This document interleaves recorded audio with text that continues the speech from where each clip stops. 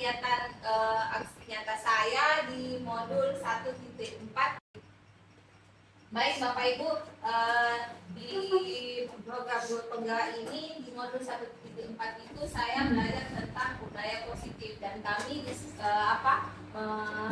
memiliki tugas aksi nyata. Jadi kita mempresentasikan apa yang kita sudah dapat di modul 1.4 itu. Baik, kita lanjut saja. Ya, mari belajar bersama, berkolaborasi dan saling mendukung demi mewujudkan disiplin positif di sekolah kita. Budaya positif ya. Apa itu budaya positif Bapak Ibu? Ya. Budayanya apa? Budaya positif adalah suatu pembiasaan yang bernilai positif. Ya pasti pembiasaan yang bernilai positif. Kemudian konsep utama budaya positif. Jadi yang ini dia ada 6, mulai dari sini disiplin, lanjut teori motivasi, keyakinan kelas, kebutuhan dasar manusia, 5 posisi kontrol, dan segitiga restitusi. Jadi budaya positif itu tadi ada 6 ya Bapak Ibu. Saya akan jelaskan satu persatu. Ya ini. Apa itu disiplin? Nah, disiplin adalah kemampuan memerintah sendiri dalam mengontrol dan menguasai diri untuk memilih tindakan yang mengacu pada nilai-nilai yang kita hargai dengan penuh tanggung jawab tanpa perintah orang lain. Berarti ini dari kita sendiri ya, bukan dari perintah orang lain. Lanjut ya. Teori kontrol tadi, yang ini tadi yang nilai positif kan ada 6, jadi ini salah satunya teori kontrol. Lanjut, disiplin positif. Dalam budaya kita, makna kata disiplin dimaknai menjadi sesuatu yang dilakukan seseorang pada orang lain untuk mendapatkan kepatuhan. Kita cenderung menghubungkan kata disiplin dengan ketidaknyamanan. Sebagai pendidik, tujuan kita adalah menciptakan anak-anak yang memiliki disiplin diri sehingga mereka bisa berperilaku dengan mengacu pada nilai-nilai kebajikan universal dan memiliki motivasi intrinsik bukan ekstrinsik. Ya, ini yang ketiga, motivasi perilaku manusia. Motivasi merupakan dorongan yang timbul pada diri seseorang secara sadar atau tidak sadar untuk melakukan suatu tindakan dengan tujuan tertentu. Jadi ini ada tiga bagian Bapak Ibu ya. Ada 3 bagian. Kita next saja. Ya, ini keyakinan kelas ya. Salah satunya keyakinan kelas. Keyakinan kelas adalah salah satu disiplin positif yang bisa kita terapkan dalam membangun budaya positif di sekolah. Dengan adanya keyakinan kelas di setiap kelas diharapkan dapat mewujudkan tujuan pendidikan yang berorientasi kepada profil pelajar Pancasila. Ya, kemarin ini saya ikut waktu Lokakarya 2. Keyakinan kelas itu sama dengan hampir mirip dengan peraturan kelas. Jadi kita ini guru disarankan untuk membuat keyakinan di setiap kelas. Jadi kayak ada peraturan, kayak istilahnya itu peraturan kelas, tapi bukan namanya peraturan kelas, namanya keyakinan kelas. Sebentar ya, ada pembahasannya. Ya ini kegiatan membuat keyakinan kelas. Yang pertama, mempersilakan warga sekolah atau siswa untuk berpendapat tentang yang perlu disepakati. Yang kedua, mencatat masukan siswa di papan tulis atau kertas. Kemudian yang ketiga, susun. Jadi keyakinan kelas itu yang buat adalah guru dengan siswa. Jadi kita memberi dulu pendapat kepada siswa keyakinan kelas apa yang mau dibuat, kemudian ini dicatat di kertas, kemudian yang ketiga kita susun. Lanjut. 4. Kita tinjau lagi kembali apa yang sudah dicatat tadi keyakinan kelasnya, kemudian ditinjau ulang lagi kembali dan kemudian diselesaikan apakah itu keyakinan kelasnya sudah sesuai atau belum. Ya, seperti ini ya Bapak Ibu, saya maksud anak-anak membuat keyakinan kelas dan ditempel di papan tulis. Nah, seperti ini. Kemudian ini contohnya keyakinan kelas: saling menghormati, menghargai dan mengasihi teman, lebih rajin belajar dan mendengarkan guru saat menjelaskan sehingga pelajaran menjadi menyenangkan dan ada interaksi guru mapel dan murid. Jadi ini keyakinan kelas Bapak Ibu. Contohnya, ini juga saling mendoakan dan meminta pertolongan Tuhan. Masuk sini tepat waktu. Kami sepakat mengerjakan dan mengumpulkan tugas tepat waktu. Kemudian kami sepakat untuk menjaga kompetisi kelas. Lanjut ya. Konsep disiplin dengan identitas gagal. Tarik saja. Kita lanjut lagi. Jadi ini ya Bapak Ibu, konsekuensinya dengan restitusi nantinya ada perbedaannya. Saya jelaskan di tadi ya. Ya, ini ya, menurut Dr. William Glasser dalam choice theory, kebutuhan dasar manusia itu ada 5: bertahan hidup, kasih sayang dan rasa terima, penguasaan, kebebasan, dan kesenangan. Jadi ini kebutuhan dasar manusia ini Bapak Ibu. Pasti bertahan hidupnya pasti mitos, kemudian kasih sayang pasti butuh juga kasih sayang, kemudian penguasaan, kebebasan, dan kesenangan pasti kebutuhan dasar lain yang 5.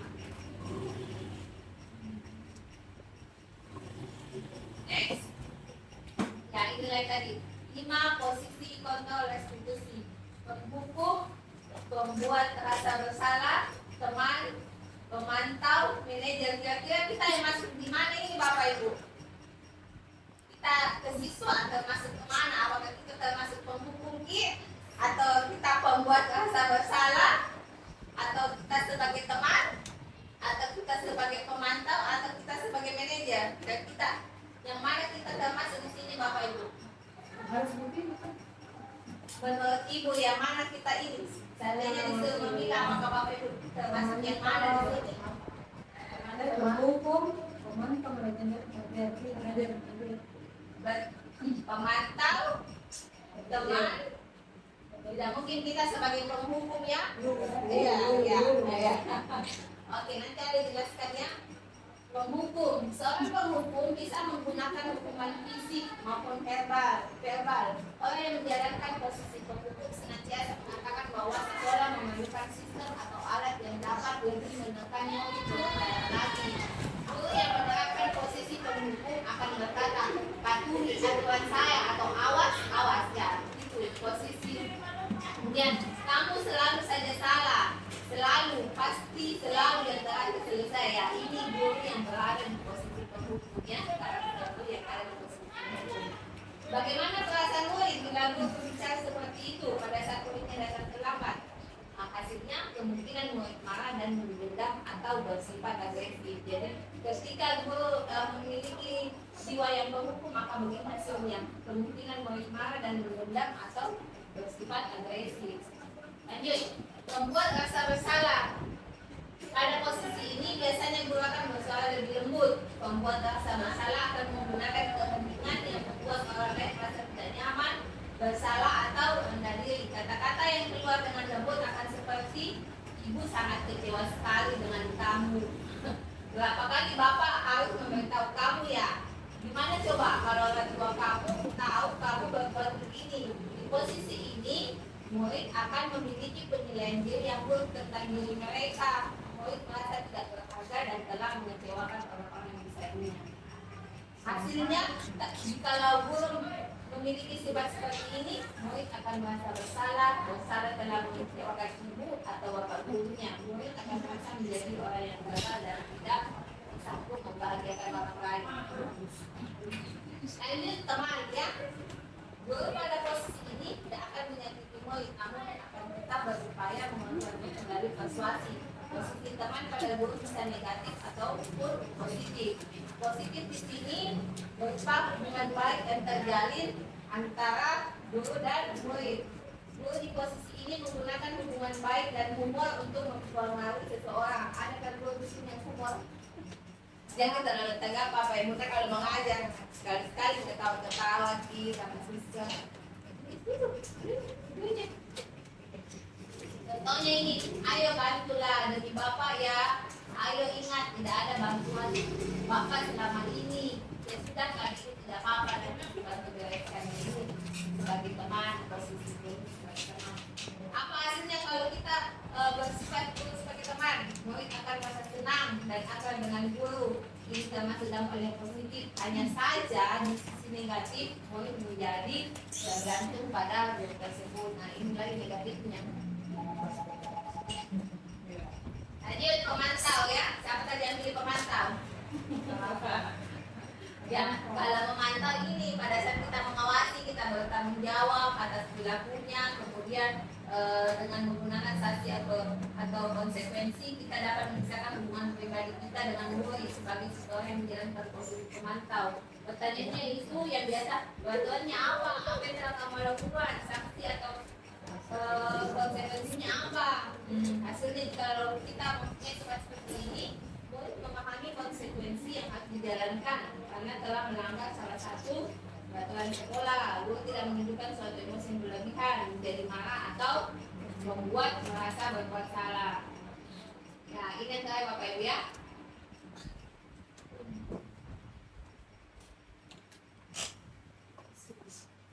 Ya, manajer ya. Posisi terakhir, manajer adalah posisi di mana guru berbuat sesuatu bersama dengan murid, mempersilahkan murid, mempertanggungjawabkan perilakunya, mendukung murid agar dapat menemukan solusi atas permasalahannya sendiri. Jadi kita itu sebagai guru di posisi sebagai ini Bapak Ibu yang bukan yang bertanya tadi dianjurkan untuk memiliki sifat seperti ini. Jadi hasilnya itu kurang akan mengembalikan tanggung jawab pada murid untuk mencari jalan keluar permasalahannya, tentu dengan bimbingan.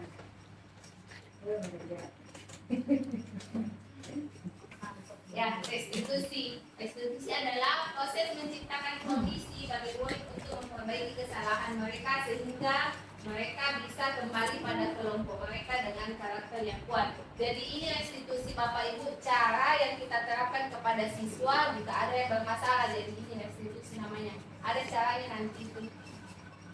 Lanjut. Ya.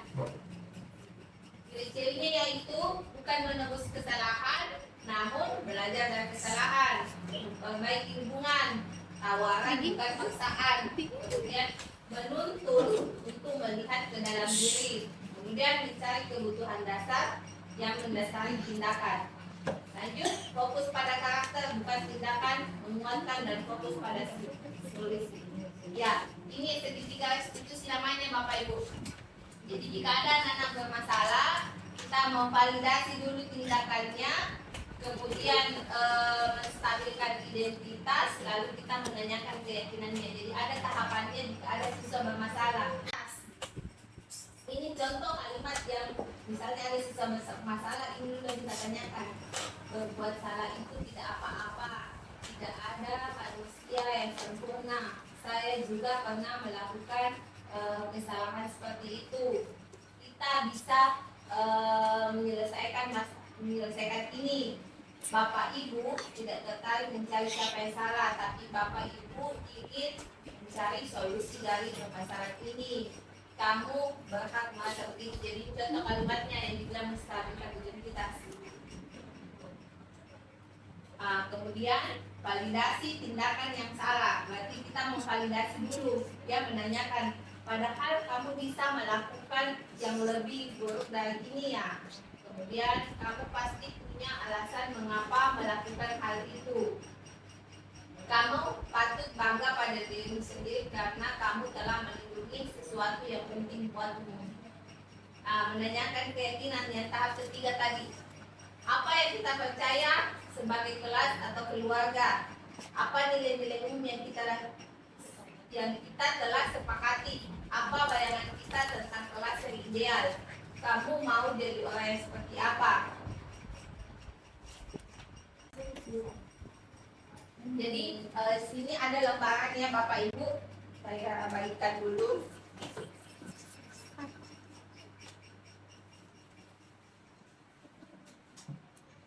Ya, ini ada lembaran kasus.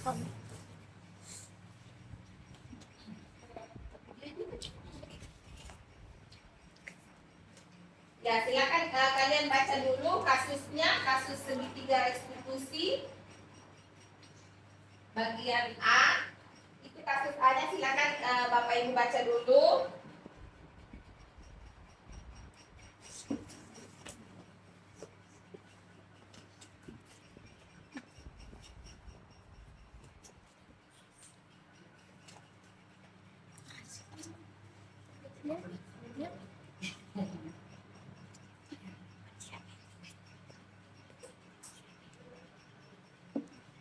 Ya, jika sudah dibaca, sudah dipahami,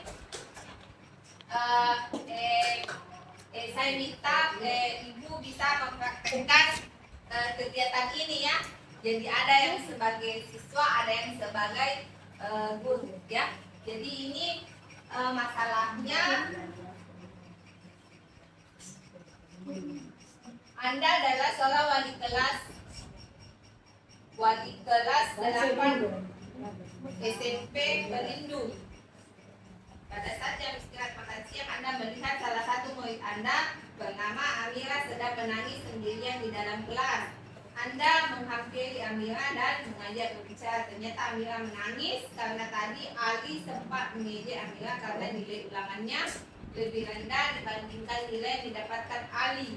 Anda sebagai guru merasa bahwa keyakinan kelas yang tidak diikuti oleh Ali, dan akhirnya sepulang sekolah Anda mengajak Ali untuk berbicara. Ya, bagaimana kita menghadapi masalah ini dengan menggunakan segitiga restitusi? Berarti kita menstabilkan identitas dulu, ya, menstabilkan identitas. Jadi siswanya kita panggil dulu, kemudian apa yang kita tanyakan untuk menstabilkan identitas? Karena masalahnya ini anak katanya ya Amira menangis ya karena dia diejek oleh Ali. Berarti apa yang kita harus tanyakan dulu ke Amira untuk menstabilkan identitasnya?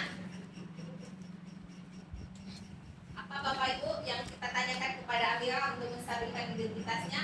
Karena ini kita mencoba menggunakan segitiga restitusi untuk menyelesaikan masalah Amira. Apa kira-kira menstabilkan identitas? Berarti kita menanyakan dulu ya. Misalnya Amira tadi ibu dengar kamu menangis ya, artinya kita menanyakan dulu kenapa dia menangis toh.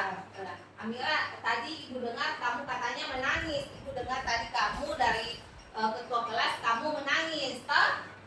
Kemudian kita tanyakan lagi kenapa kamu menangis. Itu menstabilkan identitas. Kemudian kenapa alasannya dia menangis di sini Bapak Ibu?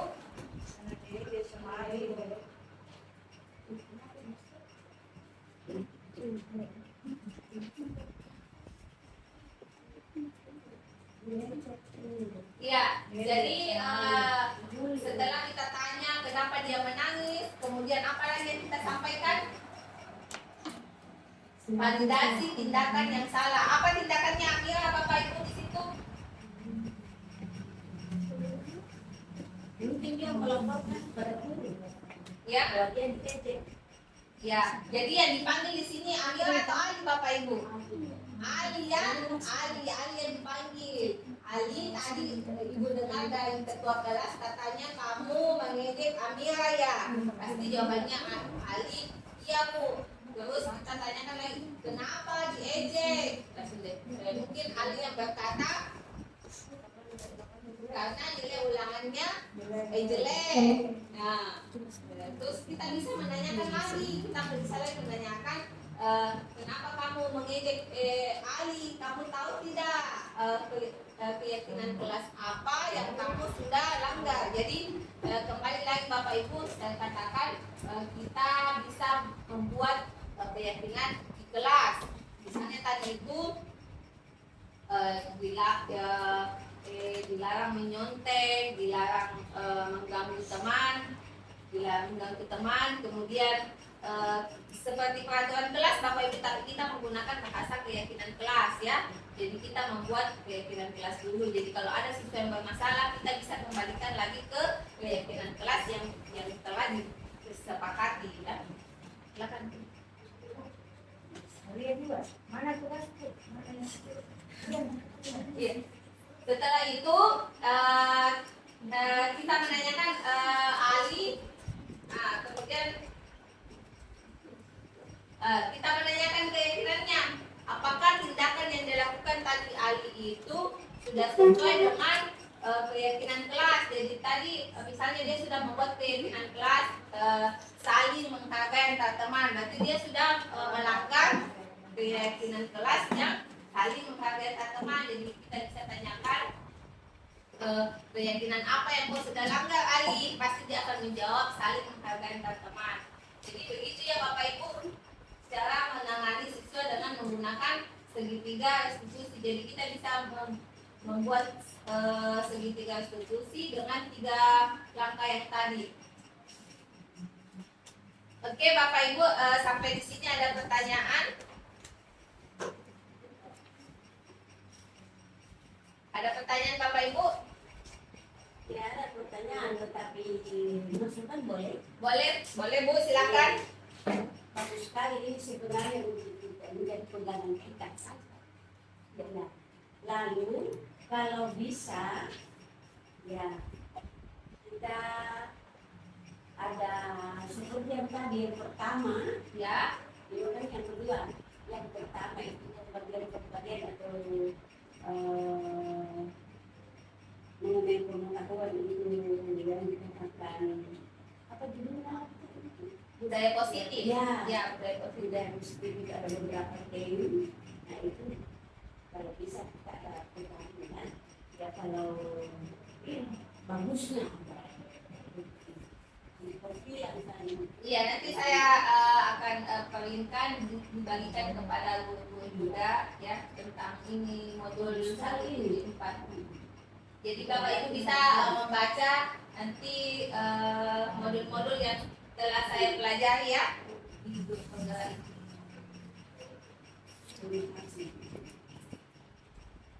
Ya. Ada lagi Bapak Ibu pertanyaan? Terkait dengan keyakinan kelas Ya, atau peraturan kelas. ya Bu. Jadi yang sebenarnya membuat peraturan atau keyakinan kelas itu para guru kan, Ya, semua guru. ya, BP bisa. masih kuat. Ya. Jadi Kepala sekolah keyakinan kelas itu Bu yang membuat itu antara siswa dengan gurunya itu sendiri. Kalau untuk kepala sekolah dan guru itu yang bukan keyakinan kelas tapi peraturan. Jadi beda peraturan dengan keyakinan. Kalau keyakinan khusus untuk di kelas, namanya kan keyakinan kelas. Jadi keyakinan kelas itu untuk di kelas saja. Kalau peraturan beda.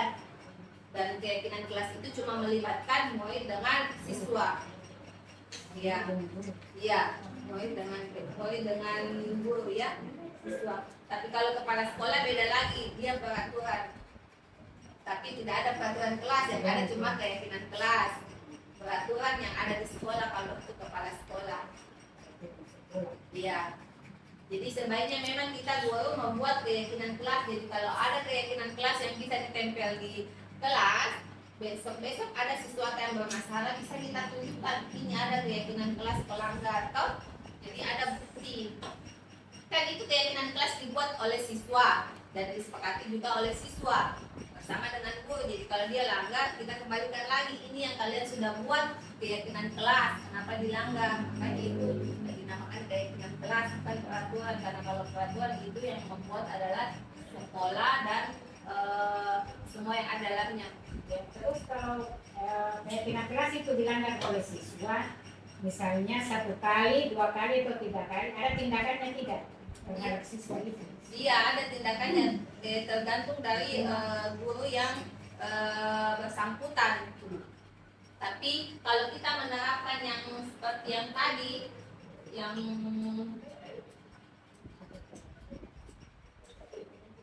berapa kali dia melanggar terus diberikan tindakan. ya sebaiknya kalau kita memberikan sanksi Bapak Ibu itu bukan sanksi kekerasan atau bagaimana sanksi, tapi lebih ke memberikan dia pembelajaran ya sanksinya. Jadi kita tidak menginginkan adanya kekerasan untuk memberikan sanksi. Makanya dari itu buatlah dulu itu keyakinan kelas. Semoga kita membuat keyakinan kelas itu pasti ada setidaknya 2-3 siswa yang bisa mematuhi itu keyakinan kelasnya itu. Dan saya rasa pasti itu anak-anak ada pada ini nggak boleh ini itu. Cobalah dulu coba tak mengapa. Dan ini pun saya masih baru sekali ini keyakinan kelas. Kalau kita mau terapkan, bisa sih kita terapkan sedikit demi sedikit. Karena bukan cuma sekolah kita yang belum menerapkan, masih banyak juga sekolah lain yang belum menerapkan. Cuma ini pembelajaran saya di modul ini, ya kita sebaiknya menerapkan seperti ini.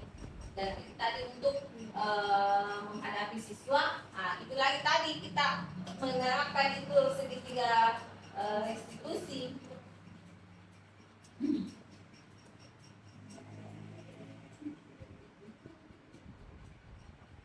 Ada pertanyaan lagi Bapak Ibu? Ya, ini segitiga restitusi. Kemarin kita praktek juga di Loka Karya 2. Jadi ada siswa bermasalah, kita tanya Bapak. Jadi kalau menghadapi lagi siswa itu lagi Bapak Ibu ditanya dulu lah, kenapa tidak lagi? Sini catat kau nak terus kau nak bersih kau itu kau nak itu. Jadi kita ada dulu maksudnya interogasi dulu siswanya dengan ini segitiga institusi ini menstabilkan identitas. Jadi macam-macam lagi sekarang pembelajarannya Bapak Ibu. Tidak semediat anak-anak tak kalau memberi hukuman seperti itu. Jadi ada lagi langkah-langkahnya.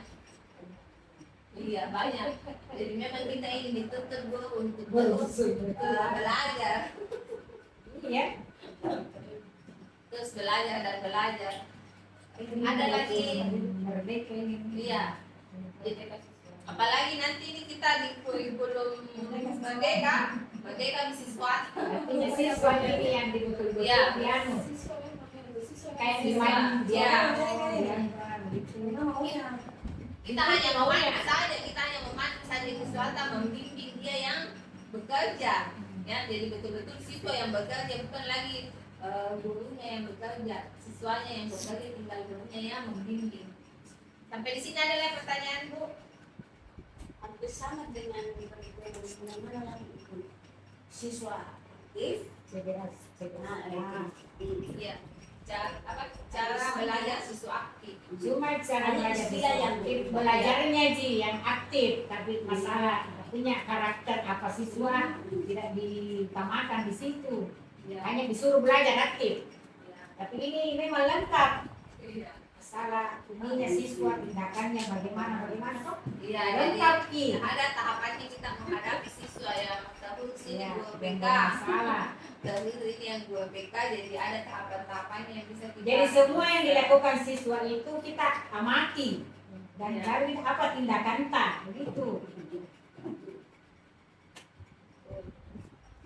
Tak lakukan, tapi tindakannya itu yang bersifat positif. Ya, Mendidik. ya lebih mendidik. Iya. Baik. Sampai di sini masih ada yang mau ditanyakan Bapak Ibu? Baik Bapak Ibu, terima kasih atas waktunya untuk hari ini. Terima kasih atas masukan-masukannya. Sampai jumpa lagi di modul saya selanjutnya, nyata saya selanjutnya. Billahi taufiq wa hidayah. Assalamualaikum warahmatullahi wabarakatuh. Waalaikumsalam warahmatullahi wabarakatuh. Di rumahnya saya